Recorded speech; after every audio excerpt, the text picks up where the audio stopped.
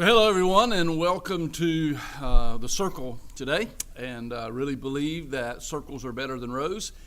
Even though I love preaching to rows, there's something about getting into a circle with friends and being able to talk about subjects and discuss them, ask questions. And I know that's what you're doing here today in your small group.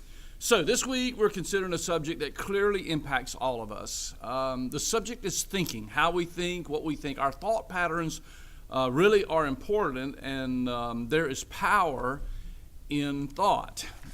Paul was writing to the Corinthians. He said in chapter 10, verse 3, "For although we live in the flesh, we do not wage war according to the flesh, since the weapons of our warfare are not of the flesh, but are powerful through God for the demolition of strongholds. We demolish arguments and every proud thing that is raised up against the knowledge of God, and we take every thought captive to obey Christ." We take every thought captive. Have you ever thought about the power of thought? Craig Groeschel said something interesting this week that I picked up on and I've been chewing on all week long. Craig said, your life is moving in the direction of your strongest thought. Your life is moving in the direction of your strongest thought. Are thoughts really that impacting? I believe they are. Solomon said it in his Proverbs. He said, as a man thinks in his heart, so is he. Our thoughts do drive us. Our thoughts are important. And this week in Esther, we learned something interesting about our thoughts, and that is we learned that what you think isn't always what you think. Think about that.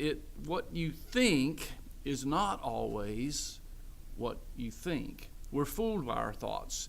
Our enemy lies to us. Our flesh yields and yearns for things so that our thought patterns are skewed. Sometimes we don't think at all, and we just move quickly. We do need to learn to take our thoughts captive and not let them run rampant to the point that they're in control of our lives and driving us in a direction other than we want to go, but rather to learn to take those thoughts captive, as Paul said.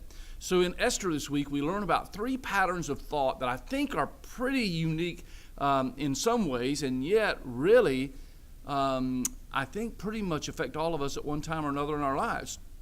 Maybe you're not thinking any of these thought patterns right now, but chances are you are into one of these patterns. If not, you have been, or certainly you will be. We find three characters when we turn the page to chapters 5 and 6, and tonight you'll have an opportunity to read through those chapters carefully and look a little bit more closely at these characters. But three characters with three different thought patterns that I think are worth us thinking about for a moment, and that we talked about Sunday. The first of these thought patterns is the one who thinks there's no hope. Somebody who thinks there's no hope, there's no getting better, everything's about as bad as it can be. The second is affecting one who thinks he or she has everything under control. Maybe that's you. Maybe you like the thought that everything's under control, you got it. The third affects somebody who thinks that nobody appreciates them. Nobody appreciates me. Nobody has noticed the things I do. And so if you're any one of those three people or in one of those thought patterns, well, Esther's got some thoughts for you. The three characters are Esther, Haman, and Mordecai. If you think about the one who thinks there's no hope, I think about Esther. The one that thinks about no control or everything's under control is Haman, and the one who's unnoticed is Mordecai. What you think, what they thought did matter. And so let's think through those just a moment and think about where we were. The first thing we talked about is from Esther 5, 1 through 5, where if you think about Esther must have thought something like this. When all seems lost, it must have seemed that all seems lost, but it really isn't. There's our truth. There's our principle. When all seems lost, it really isn't. Think about Esther just a moment. Things were bad and getting worse. Here she was in the king's palace, but the king had not summoned her for 30-some days, we learn. She doesn't know if he's happy with her or not. She doesn't know what he's up to. And then if things aren't bad enough, they get worse because she gets word from Mordecai about this impending trouble coming to the Jews, how this edict has gone out and really promoting genocide of the Jews. And so things are getting bad. And It seems that all is lost, but really it isn't. Why? Because God is in control. We've talked about that. Nothing, it just so happens, never just happens. And once again, God's in control. And while things looked bleak, this week we see a turnaround for Esther. We see things begin to turn around, and in the coming weeks we'll see the completion of that. The lesson we learn is, just because all seems lost, just because all things seem like there's no end, there's no hope, it really doesn't mean that. Really not necessarily that everything is lost. Think about that. Talk about that some. The second truth we talked about was this: when everything is under control, it's not. When everything's under control, it's really not. Now, those of us who think we've got everything under control, we've got life by the tail, everything is looking good, everything is going the way we want, there's so many applications of that and so many thought patterns of that you can talk through. I mean, I think about the person who thinks, you know what, man, my life's perfect. I got everything going just according to plan. There are some people who have a plan, and that plan is working like clockwork. And you think, I've got this under control. Well, you better be careful, because when everything's under control, it really isn't. Or maybe I'm thinking about also someone who out there who thinks, I'm fooling life. You know what? I'm doing what everybody else thinks I can't do. I'm living my life. Maybe I'm living a two-faced life. Maybe I'm getting away with something. Maybe I'm evading taxes, or maybe I'm just got this side thing going that's not quite clear. Maybe it's under the table. I'm getting away with it. Everything's under control. Or I got this outside relationship, this relationship outside of my marriage, and you know what? No problem. I got it all under control. That's what Haman thought. Haman thought, I got everything under control. Everything is going well. He thought he was on top of the world. He was about to be honored by the king. Everything was going great. But it all turned on him. We need to be careful and understand that when everything seems to be under control, it really isn't. And then there's the third thing. When it seems no one notices, when it seems that no one is there to see what you've done, they do. And I'm thinking about Mordecai here. Mordecai must have felt a little bit unappreciated, don't you think?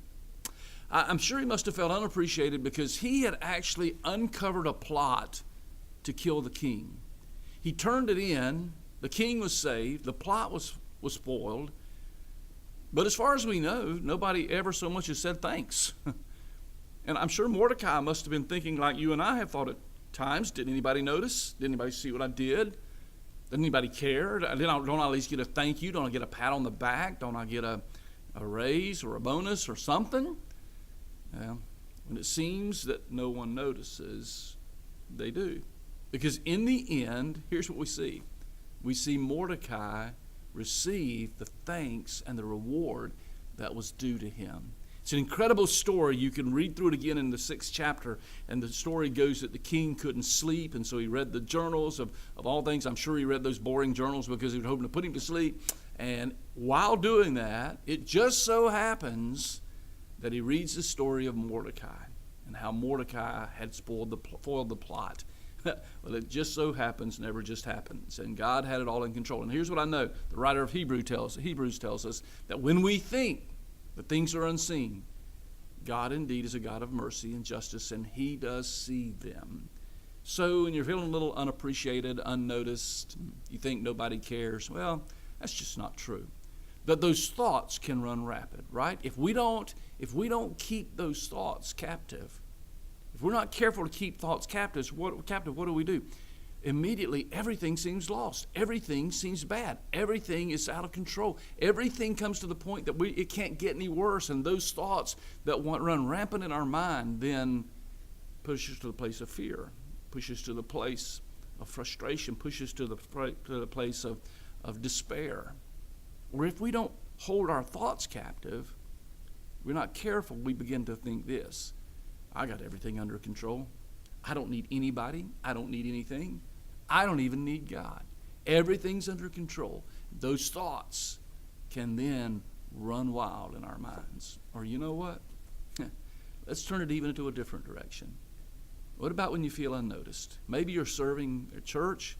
Maybe you're serving in a volunteer position at school. Maybe you're volunteering for the pregnancy care center. Nobody notices. Nobody pats your back. Nobody says thanks. Or maybe it's in your family. You've done something with your family. Nobody's even noticed. If you're not careful, then those thoughts begin to run wild. And what happens is this thing builds and builds and builds. And before long, you become bitter. You become angry.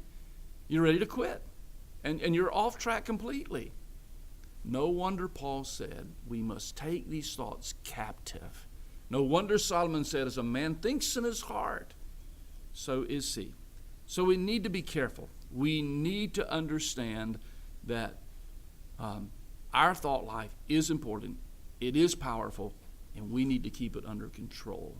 Paul said to the Philippians finally, whatever things are good, whatever things are pure, whatever things are lovely, whatever things are of good report, if there's any virtue, if there's anything praiseworthy, he said, think on these things. Well, I hope you enjoy studying through Esther 5 and 6. And notice those patterns. Notice those thought patterns of Esther first, of Haman, and then also of Mordecai. And talk about how those thought patterns affect us even today. Well, have a great time, and can't wait for the next session of Esther. I believe it'll be a blessing to you.